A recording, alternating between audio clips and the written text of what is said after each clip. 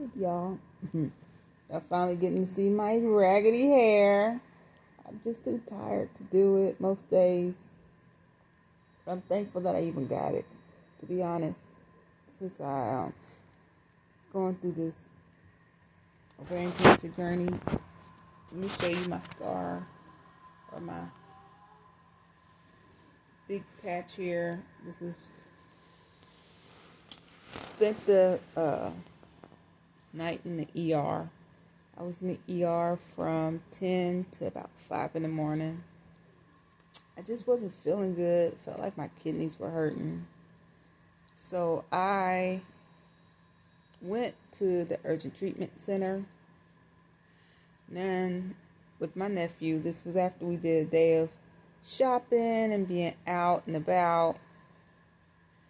I kept having these really bad stabby pains in my back.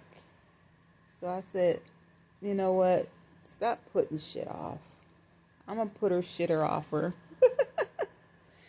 And that's not always good. So went to the ER and, I let them know it's not my spine that's hurting. My spine is not what's the problem. It's something inside my body. My body. And with that being said, we did a paracentesis where they go in, take fluid out. I'm really hoping one day the fluid will stop leaking out of my capillaries.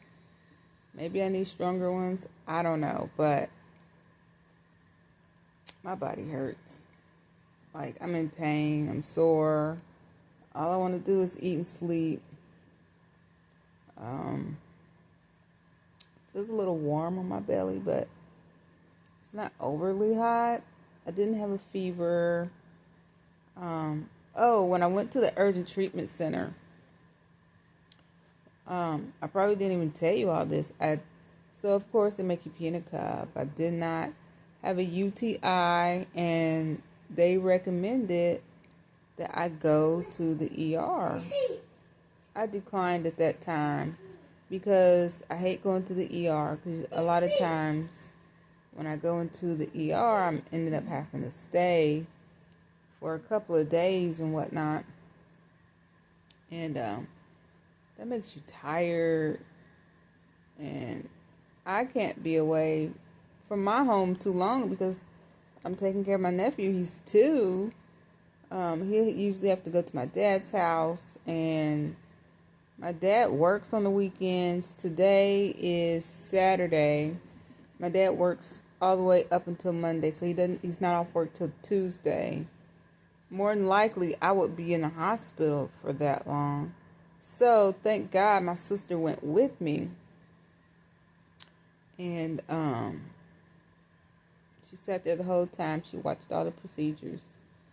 And hopefully she goes and gets all of her checks done so that she doesn't end up in the same boat that I'm in, where you're dealing with ovarian cancer.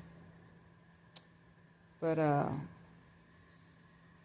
I've got a lot of different tumors and fibroids and cysts and all these craziness, and it makes me very stressed out. So it's not that I'm not hungry or anything like that. I'm just stressed to the point where I forget that I need to eat, or I'm so stressed that food just is not appealing, but I'm hungry. I want to eat.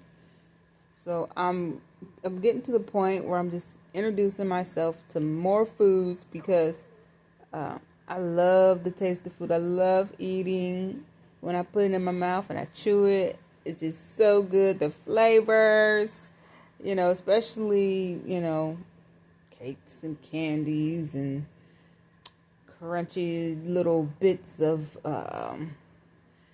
sweet treats. I'm a foodie. But I also love to eat healthy. But that can get mundane. That can get boring. And, of course, I'm not a boring girl. Not, yeah. For the most part, I am. But um, I'm trying to bring my personality out more because nobody wants to watch a lame blah, blah, blah, blah, blah, blah, blah YouTube video. And that's really kind of what has put me off quite a bit when I've done my YouTube, is because I get in front of the camera and then I get like shell shocked and scared, and and then I'm like, oh my God, what do I say? What kind of words do I put out of my mouth? Girl, just say anything. These people be doing anything. So this is where they take the fluid out. They put this long needle in. And you just sit there while this kind of like vacuum, like needle just sucks fluid out. I don't know. I was there for a few hours with them doing that. I prefer it go low and slow because when it goes fast, it makes me really sore. And I'm pretty sure I have more than 5 liters, but they took 5 liters off, and that's comfortable. Doesn't make me feel bad. So we're going to leave it there. Silly me, you know, when you're in a panic like that and you're in the ER, honestly, forget to record.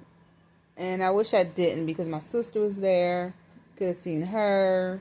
Could have seen my doctors. They took such good care of me.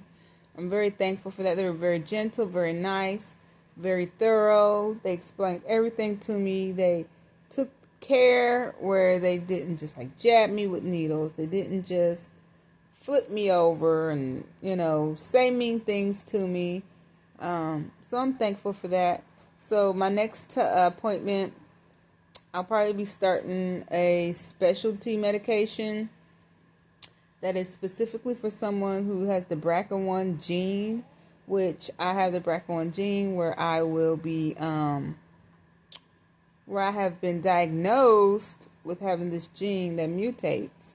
I believe this gene mutates and causes like cysts and tumors, just fluid-filled sacs perhaps, because I had one even just like on the gum of my mouth, and when I went to the dentist once, they just popped it right off. Well, lo and behold, years later, it's coming back. So I believe that's just the kind of body that I have, is one that just produces quite a, like moles and things. I have them, different types of little moles on my eyes. My dad has a lot of moles. So that may just be like my genetic makeup, and it's not really anything to worry about. Maybe worrying about them getting so big to the point where they're like pushing on a nerve or squeezing a vessel or a muscle, or maybe even blocking something like your intestines. But I don't think like they're cancerous necessarily.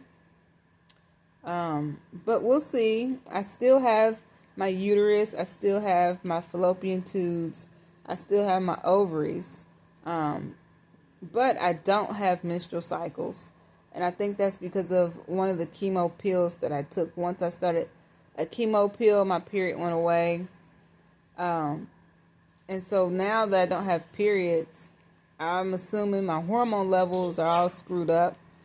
I used to have big double D breasts. Now I just kind of have nipples and some saggy skin.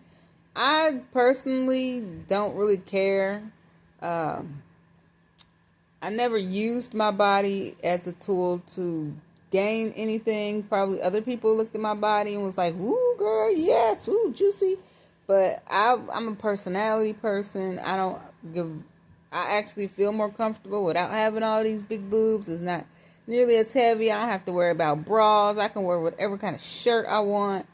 You know, if I need to have something up there, I just put on a padded bra and keep it moving. Nobody knows if they're real or not. Nobody's touching them. I've been abstinent for many, many years. I haven't had a boyfriend for many years. But I would love to have a boyfriend, a husband, travel the world, and live an amazing life. And hopefully one day soon, I'll be able to do that. As soon as Carlos gets back with his mommy. That's my ultimate goal and plan. And now that that's all said and done, I'm going to have to go in here and get something to eat because I'm hungry. I got some watermelon, some cantaloupe, and some honeydew melon that's got my name on it, and I'm ready to go eat. So I hope y'all have a blessed and wonderful day, and I'm gonna eat, and y'all go eat something too, so y'all ain't skinny mini like me. No, I don't mind. Bless the world. See y'all.